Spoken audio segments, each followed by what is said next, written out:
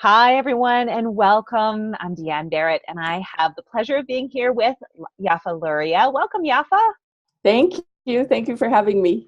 It is my pleasure. Yafa is an ADHD specialist, and so if you have a teen at home who is struggling with ADHD, or you feel like you're wondering if that's what is going on in your home, Yafa is the one who's going to clarify a whole bunch of things for us this morning. But maybe you can get started telling us how you even started in this work of working with teens and parents around ADHD.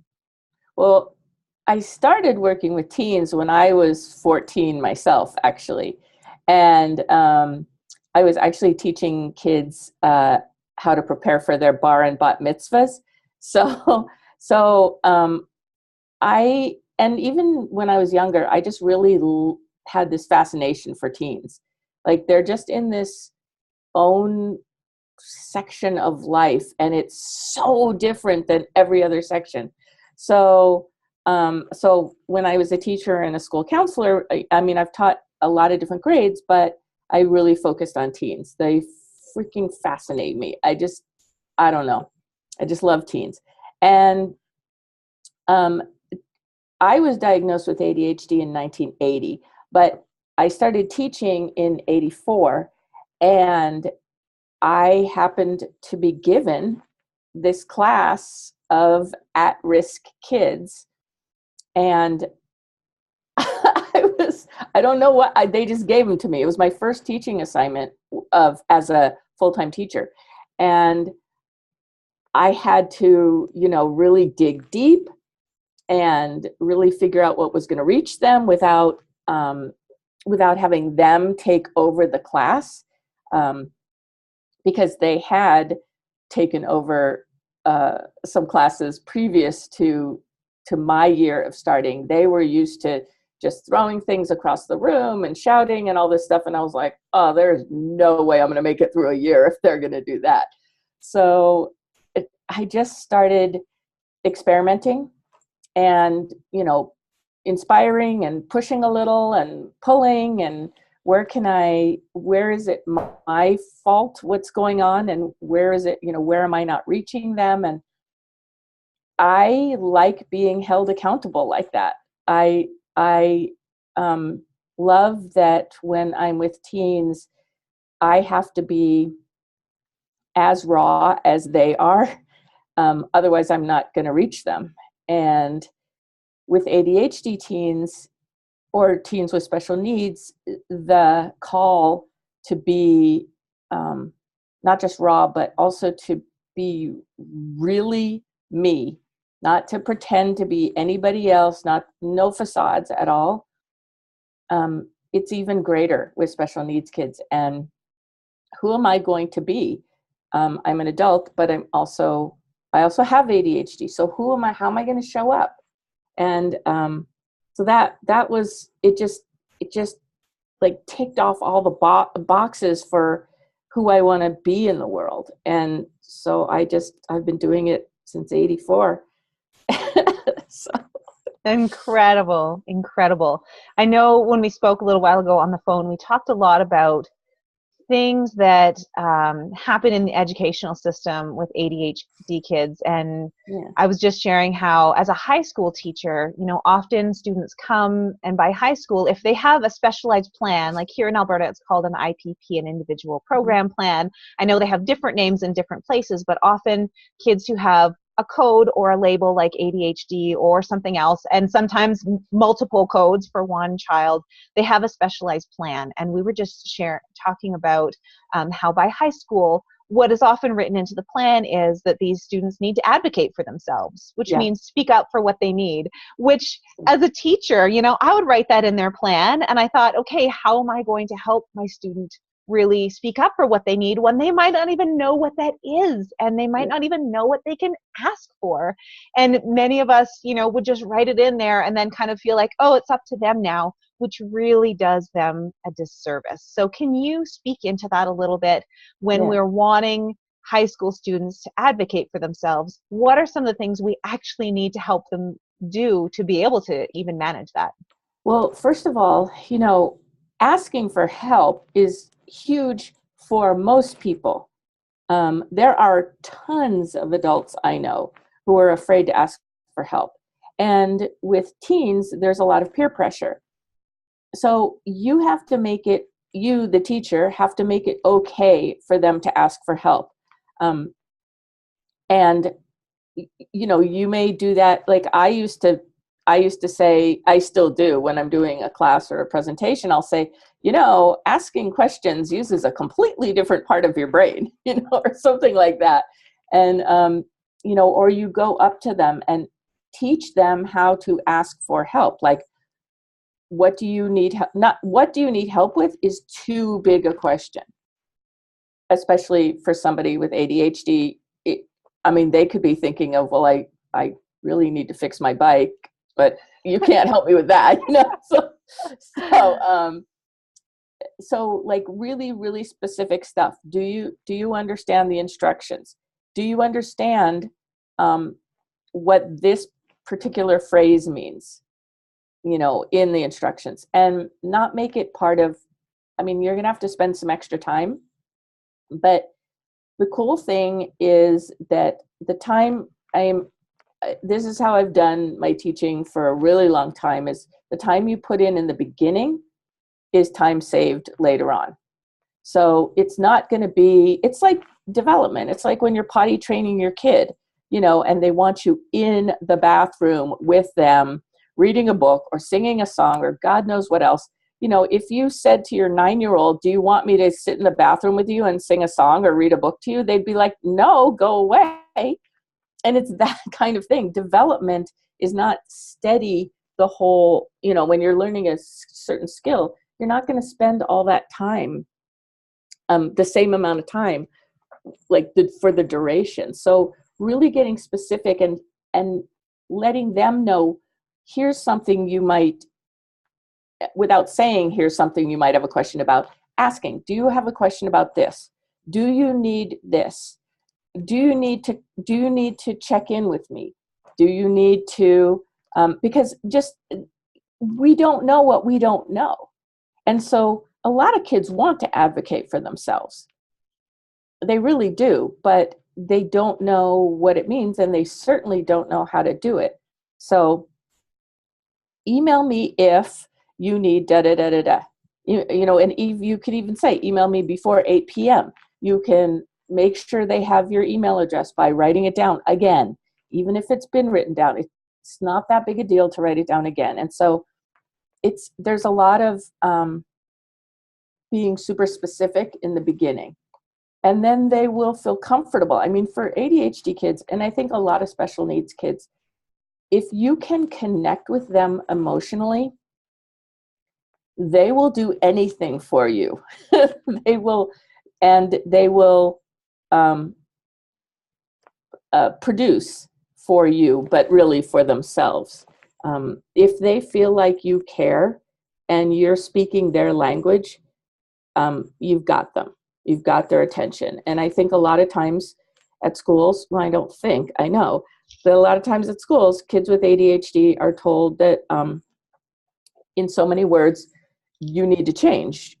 Who you are doesn't work. And if you think about that before you say it, that's like a really, really harsh thing to say to somebody. It's a horrible, horrible thing for someone to have to hear when they're already wondering about that themselves, being that they're in a public school and they can see how other people act.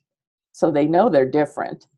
Now you're telling them, not only are you different, but it's not really working for me, so you need to change.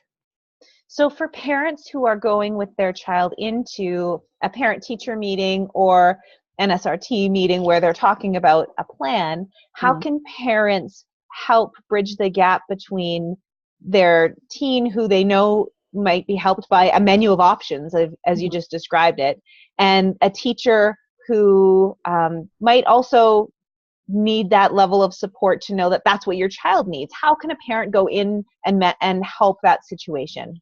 So you probably know this also, but my whole thing is you have to go in as like you want to be a partner with the teacher. Every teacher knows that you love your child and that your child is the most important thing on your mind. But if you say that, it's just like you won't stand out. So what you do to stand out is to say, I want to be your partner here. I want to make your life easier, teacher. That will light up a lot. You can see the brain like going off. What? How can I make your life easier and help my son or daughter do better in your class? Not to blame the teacher for anything, but here, and also we may, as parents, we may need to educate some teachers about ADHD because depending on where you live, the information may be really old. And, but so come in with, for instance, I like to talk about, there are like 10 to 12 lesser known symptoms of ADHD or characteristics of ADHD. One being something called managed by the moment, which means if I have an A now, if I just got an A, I'm an A student. It doesn't matter that my grade was an F and now I have an A. Obviously, I'm an A student. So if I look at my grades and I see that that A didn't make me an A student or even a B plus, I'm going to get discouraged. And the same way, if I'm an A student and I just got an F on something, I'm going to get really discouraged because now is what counts. If, the fact that I got an A yesterday doesn't matter if I got an F today because yesterday was gone. So the amount that an ADHD student can get discouraged is something also that teachers need to understand.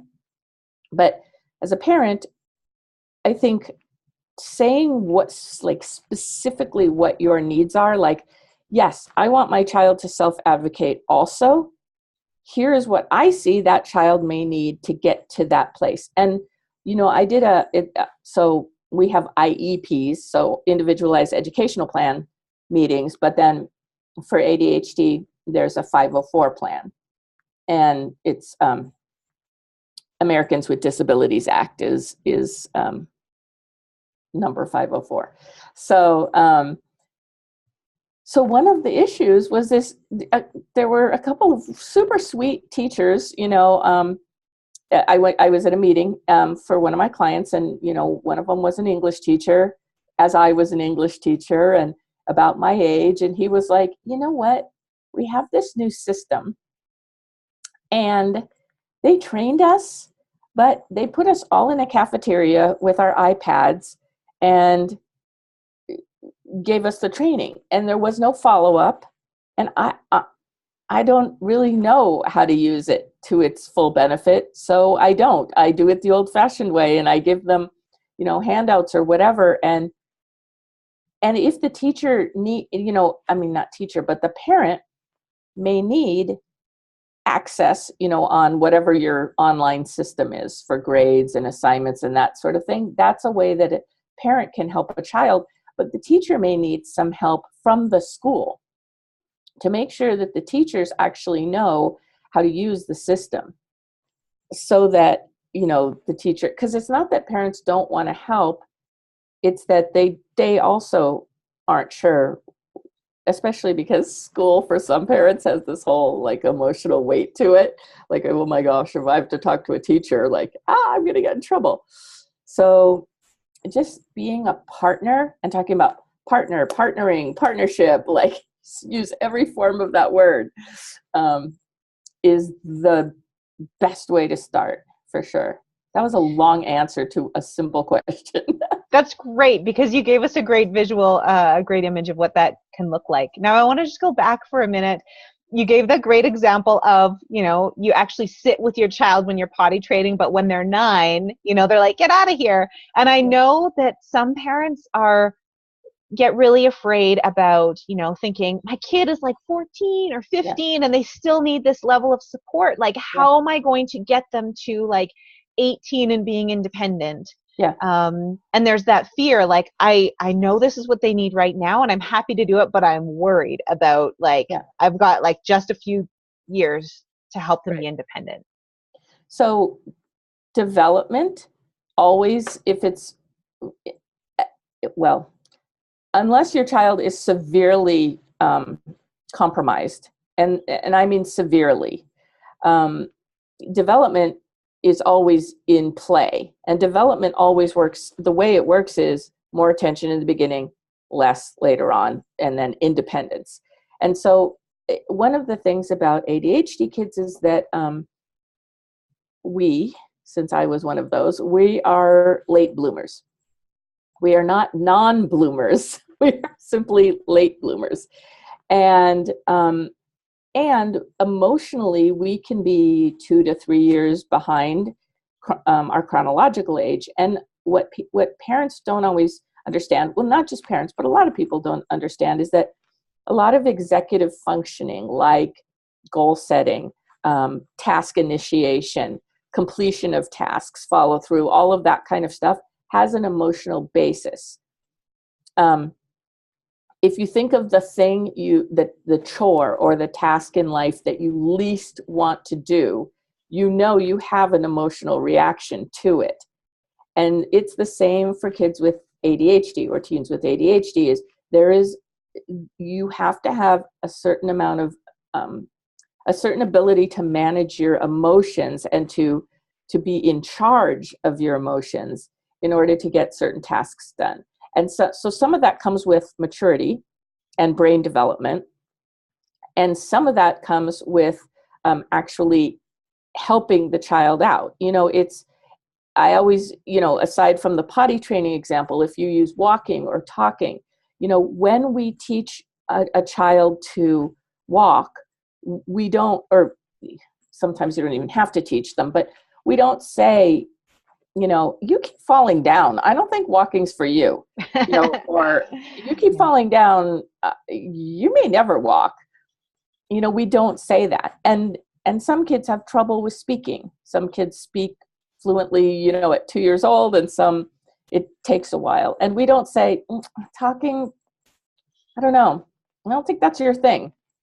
We get help for them if it's taking too long, or we just keep talking to them. And we know that they're, for most kids, they're going to be walking and talking, and they're not going to be wearing diapers. We have faith in that. The problem for both families and for the kids, or for parents and for the kids themselves, is how much we think of school and schooling as the determinant for future success. And it's really becoming, as schools, I don't know how it is in Canada, but I hope it's not the same as here. They're becoming more standardized again. When I started teaching, we had a lot more freedom and we had a lot more success. But now we have to measure everybody against each other, and it's harder.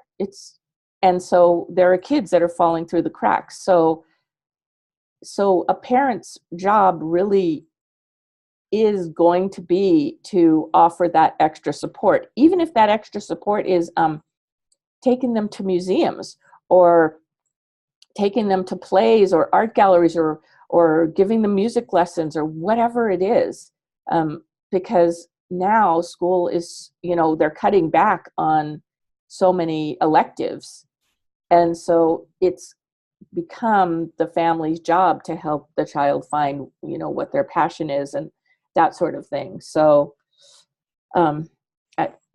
again, I like to use the image of an orchid or a hothouse flower. They're absolutely beautiful, and they need special soil, special food, special lighting. It's like, and that, so does your child sometimes. Yeah. But I want to just pick up on one thing that you said, and because it's so powerful, and it's that having faith that they will get there. And I know, I feel like it's two views. It's the in the moment, like actually like supporting them and encouraging them and reminding them and saying, this is the step we're on. And sometimes we get so stuck in that moment. But as Right. parents, we also have that big long-term view of they'll get there, Yeah. and having the faith that that will really happen can give us some relief in those moments when we're feeling like it's not happening fast enough, it's not, I don't see evidence. And that's exactly why it's faith, because we don't always have the evidence in the moment, but it's having that faith that they will get there. And faith, yes, and we kind of do have evidence, because if you look at the way that your child has gotten through don't just look at school, but look at all kinds of situations. Is your child resourceful? My stepson, he failed out of school when he was a freshman in college, but he is super, super resourceful, and he's always been resourceful. And at 19, he started working for this company that he still works for. He's going to be 39. A year and a half ago, or a year ago, he got his degrees in accounting. He's being, people are coming after him for, are you interested in working for us? This kind of stuff. And so that's the thing. I never worried about him because he's so resourceful. And so it's like, look at those kind of things. Is your child resilient? Is your child resourceful? Does your child have like a hopeful outlook or an optimistic outlook? Are you the one that's being the pessimist? It's super important to just say, you know what? You got this. I am here until you don't need me anymore, kind of thing. And just trust that doesn't mean you'll be there when they're 40. Yeah. I love that. We kind of, as parents and teachers, sometimes our hope is that we retire ourselves out of our job, right? Yeah. We're so involved with them, and we hope that they will then be able to go and do it on their own. That's really, and they will. I mean, and here's the deal. Don't look at adults who have ADHD and were diagnosed as adults and look at them and how miserable they are, because you have the chance now to support your children, and those people unfortunately did not get the support that they needed as having ADHD. So the more support you can give your child, even, like outside support, like I have all kinds of free stuff, that will help them avoid the pitfalls of being diagnosed later in life, or being diagnosed as a child and having no support. It is absolutely crucial to give an ADHD child, and especially teen, the support they need, and the support you need as a parent even more.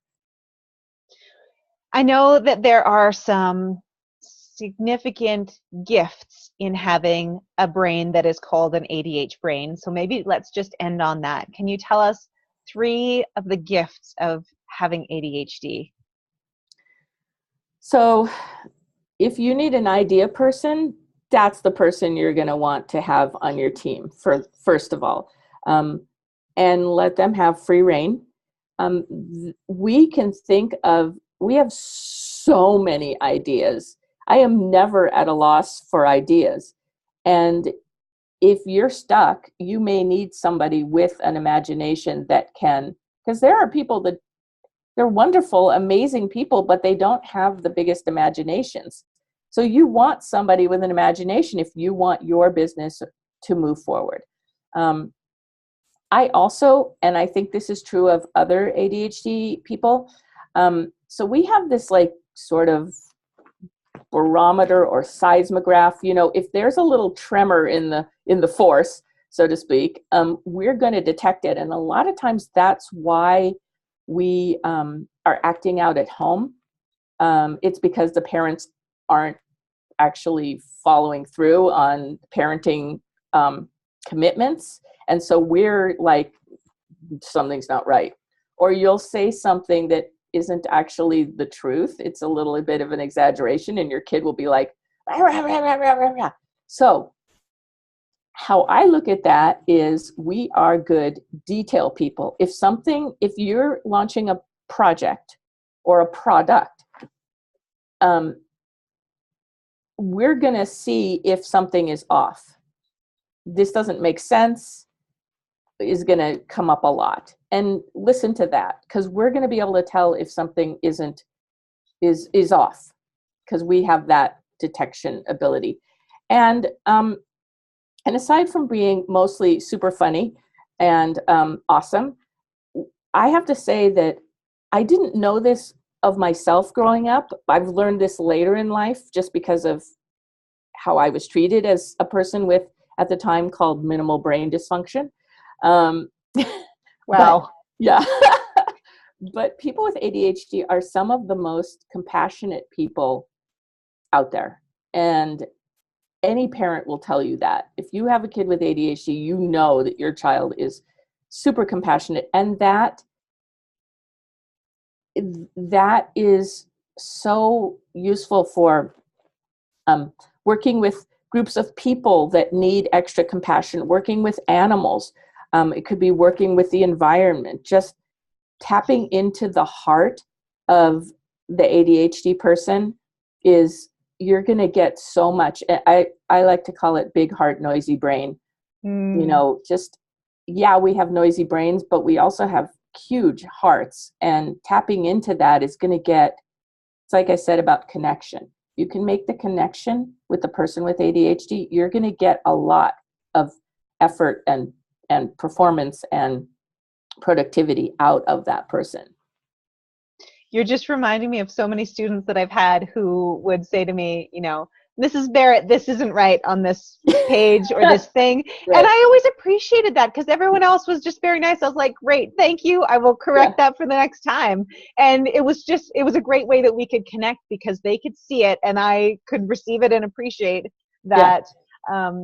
Thank you for sharing those, because I know sometimes we can get so focused on what isn't working, but to remember the heart of compassion and the detail-oriented nature, and also those big ideas. We need people who have ideas and understand details and have a heart of compassion to go with all of those things. So I really am so grateful that you could share your experience from the inside of being a person who has had ADHD and worked through it and has had a professional life, and also who is serving so many families who are looking for the strategy and also the opportunity that comes with ADHD. Thank you so much for sharing that all with us today. You're so welcome. If I could say one more thing, it just occurred to me.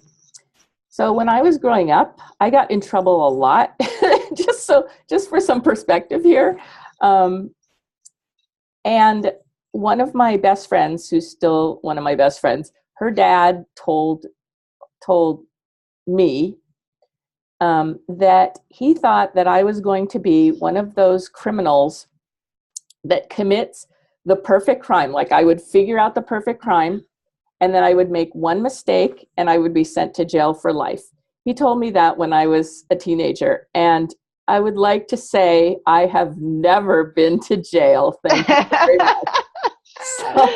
So, you know, a lot of people have worries about us, but we're like, again, we're late bloomers. We're not bloomers. We can pull through, you know, we need love is what we need. We need compassion. So. Yeah, so that all of that scheming and planning can be put to purpose. Yes, exactly. Yeah. Oh, beautiful. Thank you, Yafa, so much. It has been such a blessing to connect with you today. Thank you, Deanne. It's been a blessing for me too. And thank you to all of those of you who are watching. I hope there was an insight here, a nugget, something to really open your heart and give you a plan for what the next steps are with your teen who may have ADHD. Okay, everyone, until next time, be well.